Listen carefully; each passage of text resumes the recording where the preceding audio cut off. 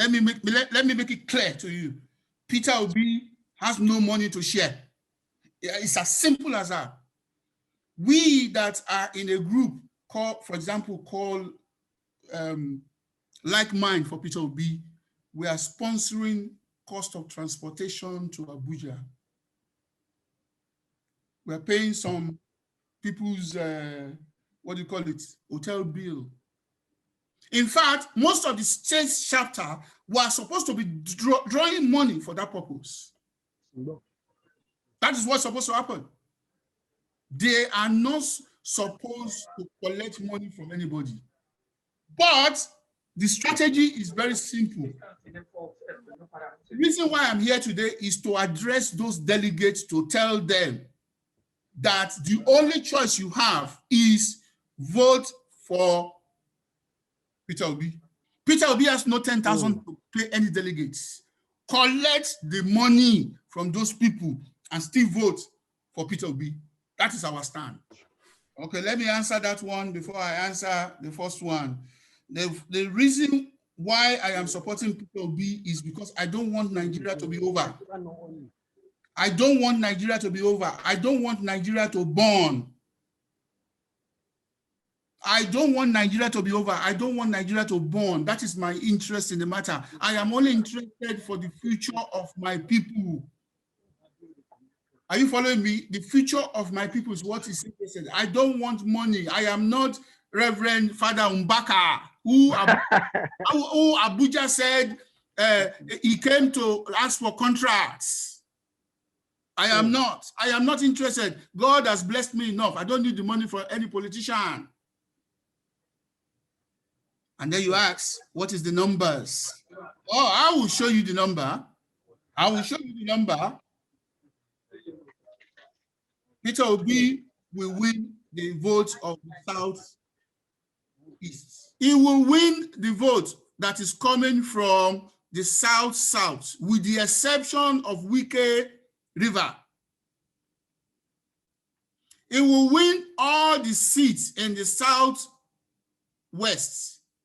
because governor of, what's his name now, Makinde, confirm it. So that is that one. Atiku will pick all the votes in the two upper areas of the north. One that is important is Peter Obi pick one person from the Fulani nation as his running mate. What will happen? He will get the votes, the popular vote. All Peter Obi needs is just one region of the north. Once he gets it, he's the president of Nigeria. That is where we are at the moment. You may look at the numbers, but I'm telling you, Wike only can control River. We have told you the man is a looter. He looted just like Rotimi. He is looting himself. You pick Wike there. Wike can talk. Water can come from the mountain. But what can you do? What can you do? Thank you. You know, politicians, occasionally they talk more. They talk more. I was on the platform. This man who ran the platform invited me to the platform about 2-3 years ago when Peter Obi was there. Yes. Peter Obi says that he only has one wash, wristwatch. Look, whoever is without sin, let him pick the stone. He said he has only one wash. A day after that platform program, people start zooming onto his watch and into his wrist and saw many other watches. Peter Obi occasionally do go beyond. You understand me? But me, I'm standing on the core. Everybody boasts. Yes. Everybody boasts. I can tell you that. Yes. So let me stop there. Remember, I told you the reason why we started 3 a.m. daily prayer is to change Nigeria and Nigerians. Yes, sir. If there was no need for Christ to come, Jehovah would not have sent his son to come and die. Because the original covenant has a problem. Daily, they offer sacrifice that can never take away sin. It's impossible. They went, they kill, ram every day. They do. But when Christ sent his son, he changes all for one time. What I am saying is this: God wants a new beginning for Nigeria, a reset. And that is why he has identified one man to give us this reset. But he's a God of choice. We have to be willing. If we are not willing, it's not going to happen. And if it doesn't happen, God will end Nigeria. God will end Nigeria. He has told me that clearly. He will end Nigeria. Finish. Kaput. End SARS will be child's play. The next one, those boys will not end, will not stop. They will finish everybody. All the rich people who lives in Ikoyi, VI, Lekki, Magodo, Ikeja GRA, Shodibari Estate, G Kappa Estate, they will burn them to ash. Is that bad?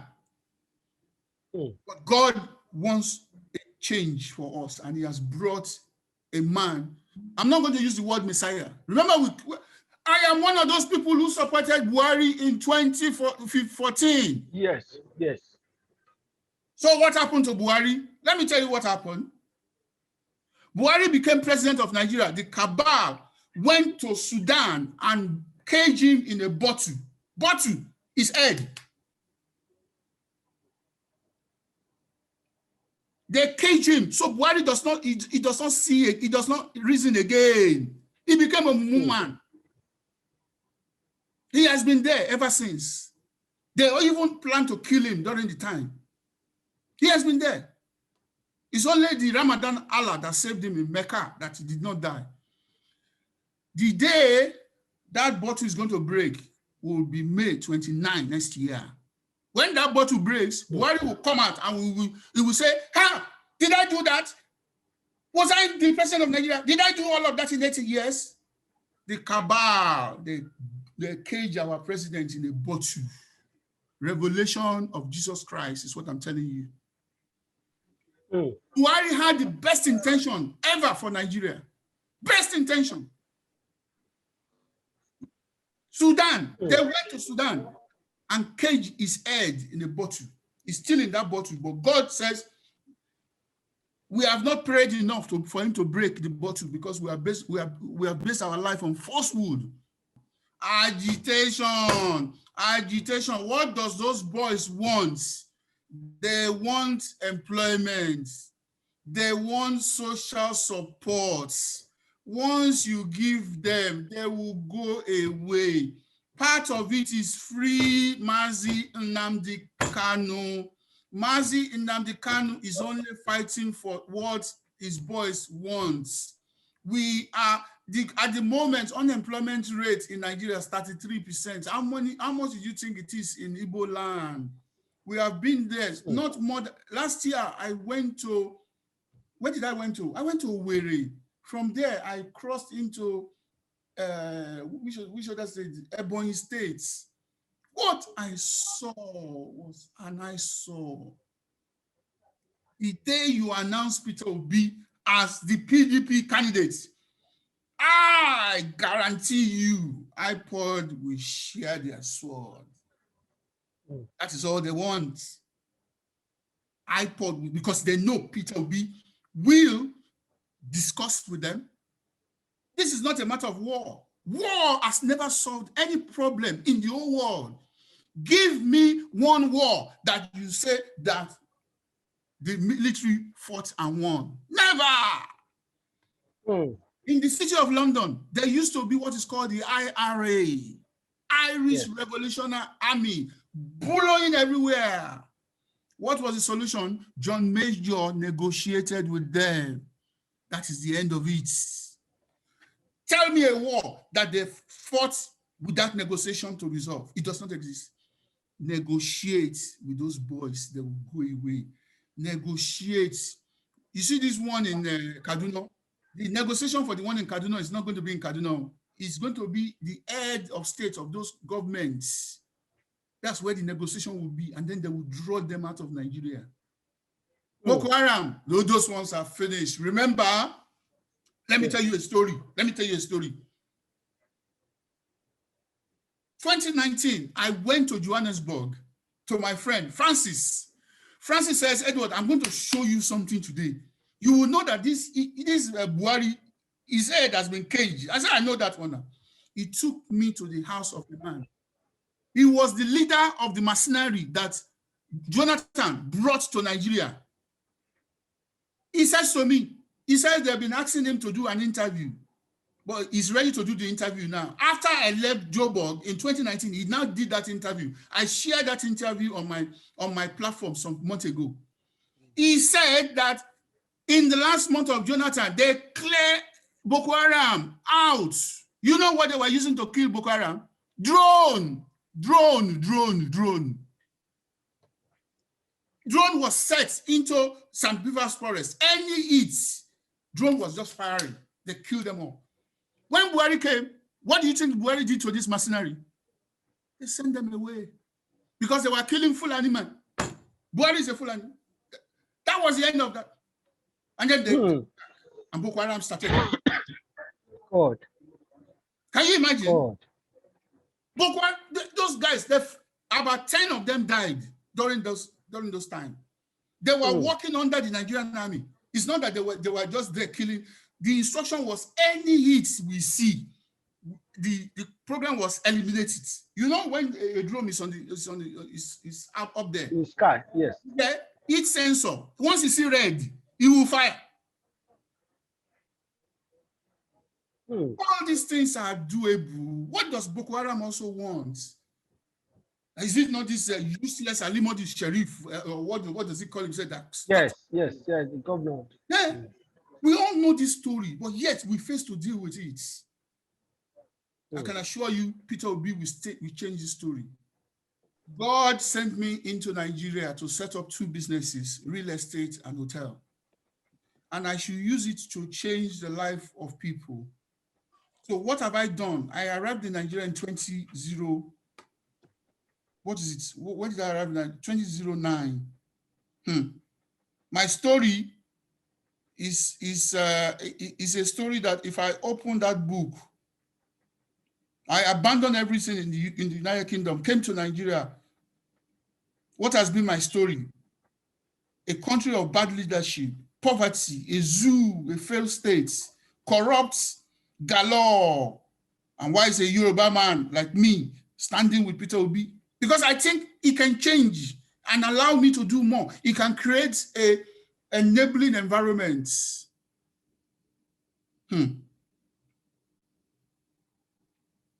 As at one time, I had over 2,000 direct staff for myself in Nigeria. And then that useless Lamido Sanusi came, destroyed everything. The youth of Nigeria were saying, Sanusi is the best thing from sliced bread. He sacked a number of bank MD when he knew that all he was doing was to use it to enrich himself and his friend. That story is another story. I moved away from employing 2,000 people to just 250 people. When we employ people, we are enriching people directly and indirectly, but government policy, scatter it all. One of the things I want is when I die and they buried me, they will say, Edward Akinlade, this is the man who makes an impact in the life of our people. That's all I want. I don't want political posts. I'm not interested. I don't want to be a king. I'm not interested. All I just want is to alleviate the suffering of our people. So what have we done in real estate? Maybe about 10 years ago, I went to Ibeshe. I bought a land. And we build, how many units do we build? I can't remember, maybe low-cost housing. And we call it Turu Ibeshe Garden. It's there on Ibeshe, in Ibeshe. So we sold it at a discount to people. Today, they are all selling that development for big dollar. We transform wealth to the poor. That thing can be done all over Nigeria. The United Kingdom is here today because of what is called right to buy. That is why this country is transformed. Those guys was renting homes from government. When Mrs. Thatcher came, he started selling it to them, transforming wealth. We can build 10,000 new homes all over Nigeria as a company, 10,000 every year. But no, our people, the thief, they want to share oil money. In charity, whatever it was, we have supported various hospitals. We're still supporting Lagos State Teaching Hospital with various things on a monthly basis to make life better. We have supported various operations. We have sent people all over the world. One of the greatest stories ever told is a man I supported to America. And one day I was coming down of a plane in Abuja. He touched me. He said, "Oga, your time has come. I'm now the head of Citibank, Bank of America, African Desk." A man I bought tickets to go to America. Another one, a church member, I bought him ticket to go to America to study law. In these 16 years, so today he is the head of New York City Legal Department, Nigeria. That is what gives me, I'm excited in those sort of things. And also don't forget, those are the things that will take me to heaven on the day of judgment. If I don't, I've always said to people, to everybody who knows, that I am the #1 sinner in Nigeria. My sin is, but Christ has paid the price. But these things are what God will look at. When I was sick, what did you do? When I was in hospital, what did you do? When I was in poverty, what did you do? It gives me pleasure. I cannot be in politics because if I enter, I will be stealing money. And the costs are people, every day they wake up, they cost politicians, worldwide, Nigerian politicians, they are going to hell. Their children will go to hell. Tell me a yesterday politician that stole Nigerian money and still standing today. And the one I've always give you people all the time is MKO Abiola, our father. How did MKO Abiola got his money? We were here in Nigeria. I was a little boy. ITT. If you people don't know, let me tell you. And he amounts so much wealth out of it. Olusegun Obasanjo, Muritala Mohammed are the roots of MKO's cash. Money that belongs to our people. So when MKO died because he wanted to be president by force, just like Tinubu, what has happened to MKO's money? Have you seen any now? But I am one of the beneficiaries of MKO Abiola. When I was in the United Kingdom in 1984, MK Abiola will give me £100, £200 with my friend Babatunde Osho, who is his niece. We will go, who is his nephew. We will go and visit him in a market, and he will give us money. I enjoy part of his wealth.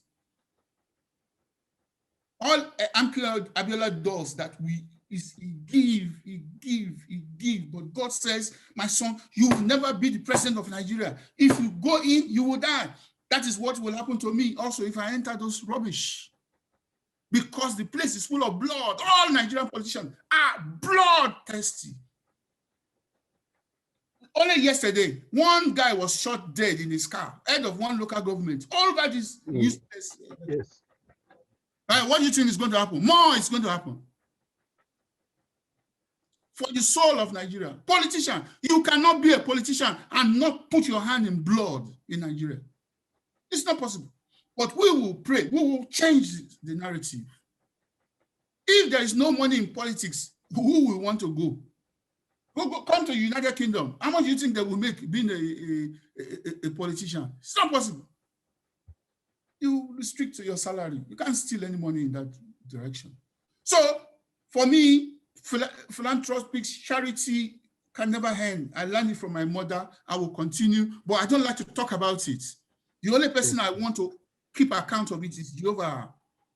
So that on the day they said I'm not going to enter heaven, I can wake up anybody and I say, go and wake up this man. I did something to him. And the person will come and say, yes, good boy.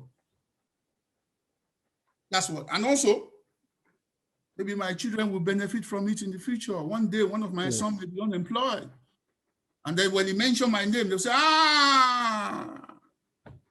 It's like any one of the children of MK Abiola showed up. We will think about him before we think about any other person. Yes. What I do I do for God. I do for our people. One of the things I don't like is selling my business. I live for God to go and do. But Haldane McCall PLC is a company we registered to take over from what a company called Sulu Group used to do. We wanted to have a position on the Nigerian Stock Exchange. So that process is going on now using the name Haldane McCall PLC. Under Haldane McCall PLC is our two business, Sulu Home and Sulu Express. You know, all we do is real estate and hotel. If anybody brings any other business to me, please, I don't want. I'm not interested. Homes, hotel, that's our business. So Haldane McCall PLC, at the moment, we are trying to get SEC approval so that we can go and list on the Nigerian Stock Exchange and then use it to access more funds. It's a company that has done tremendously well. Now, so that's that. Peter Obi, we should keep on dreaming. God, Peter Obi, number one, education. The day Peter Obi become president of Nigeria, ASU will resume work that same day. Because he will have sat down and find the money to pay ASU immediately. Every other thing is irrelevant. Our children will go to school. All this nonsense, they go to the National Assembly in one day and got approval for 4 trillion for oil subsidies that we know that half of it is ending up in neighborhood country. But they cannot find 200 billion for ASU. Shame on APC and their president and the useless vice presidents. That's number one. Number two, I don't even want to mention corruption. Forget about that one. Because the stingy man will close all the tap in Abuja. The second one that is most important is negotiate with all these agitators all over Nigeria. We will seek international help. We will sit down with IPAD. We will sit down with Sunday Igboho. We will sit down with what's it called, Boko Haram. We will sit down with the ex-men of useless El Rufai. That will be sorted. All what those guys want is a better Nigeria, jobs. If we decide we want to build 1 million new homes in Nigeria, how many jobs do you think we will build, we will create? You will tell me that there is no money to build it. It's a lie. All what the government needs to do is give people like us land. When we finish building, we will give the government part of the building back for their land. Government has no business in building anything. It's 419. If Fashola tell you he wants to build new homes, all he wants to do is steal money. There's nothing there. Government don't build nothing. Any government that build anything is a lie. Go and see what that guy is doing in Akwa Ibom. It's partnership with other people. Ibon Air, partnership. The new refinery for oil that he just put, partnership.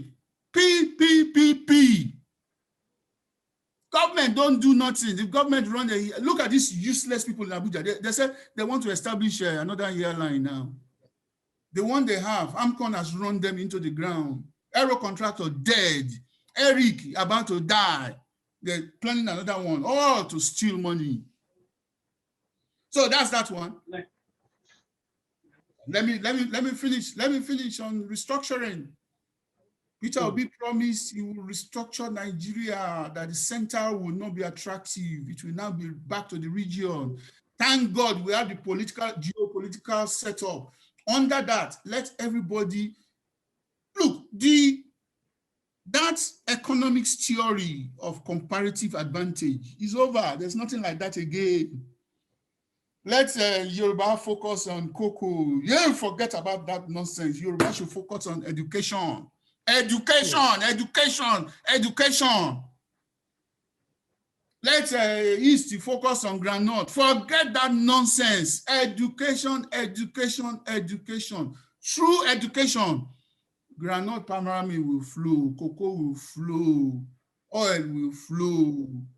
Since I was a little boy, the whole of the mine industry in the east of Nigeria has been abandoned. Some people will say the mine coal is Dead Sea. Go to South Africa, you go and see Dead Sea coal. That is how they generate electricity. And finally, electricity.